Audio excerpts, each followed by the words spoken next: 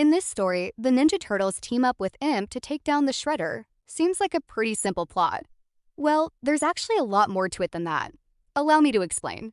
You see, after the events of Helluva Boss Season 2, specifically the Season 2 finale, Stella hired Shredder as an assassin to kill her ex-husband Stolas. But there was a catch. Shredder wasn't going to just work with her for free, meaning that Stella had to give him something in exchange. So they made a deal. Shredder would help Stella kill her ex-husband, and in exchange, Stella would capture the Ninja Turtles and bring them to him alive.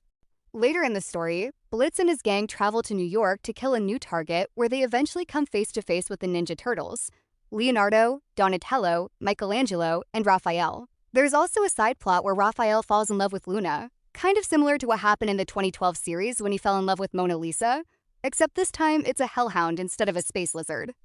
And surprisingly, Luna and Raph actually hit it off right away because they're actually very similar to each other. They're both angry teenagers, and they both like to fight. And Raphael is the only one who doesn't look down on Luna for being a hellhound. In fact, he loves her just the way she is. Luna tries to pretend like she doesn't like him, but the signs are all there, and at the end of the story, they officially become a couple and share their first kiss, solidifying their love as true. Later on, Shredder decides to employ the help of the Dork agents, and they provide Shredder and the Foot Clan with new angelic weapons to kill the imps and the turtles. They even give Shredder new angelic armor. In return, Shredder supplies them with the ooze.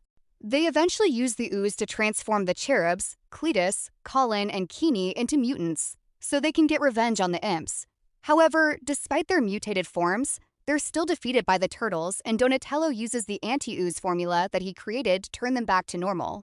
Later in the story, Blitz, Luna, and Stolas are eventually captured by Shredder and the Foot Clan, so that means the Turtles, Millie, Moxie, and Octavia have to go on a rescue mission and infiltrate TCRI to save their friends. The final battle of the story takes place in the TCRI building, and it is absolute chaos. The Turtles, the Imps, Stolas, and Octavia team up to take down the Foot Clan. Chaos ensues as the TCRI office building turns into their own personal battleground. The final battle takes place on the TCRI rooftop, where the gang have a final confrontation with the Shredder. Shredder manages to overpower them all and even nearly kills Raphael, but Luna jumps in the way of it, sacrificing herself to save her new love. Luna is fatally hurt by this and nearly dies. Thinking that his girlfriend is dead, Raphael becomes extremely angry. He flies into a rage and beats the Shredder half to death with his last bit of strength. Shredder tries to attack them all, but Leo kicks him in the face, causing him to fall off the edge of the TCRI building. Shredder plummets to his death as he hits the cold hard ground below, dying on impact. After all of that, Luna is eventually rushed to the hospital, and thankfully she's okay. But she is very weak, and she ends up staying in the hospital for 2 months to recover. During this time, everyone is on edge, wondering if she'll make it. Blitz and Raph are especially on edge, and they wonder if Luna will make it. But thankfully, Luna makes a full recovery, and she eventually returns home. The story ends with the imps going back to hell and the turtles going back to New York, but not before Raph and Luna share one last romantic kiss together. And if you thought that was the end of the story, you'd be right and wrong, because there's actually an additional scene where we see the Dork agents studying the mysterious ooze that Shredder had left them, but then all of a sudden a mysterious man wearing a gray suit and sunglasses came in. At first, it's uncertain who this mysterious figure is, but later on, we get an idea. The agents turn around and greet the man, but then, all of a sudden, the man stops moving, and then he lifts up his jacket to reveal a chest cavity.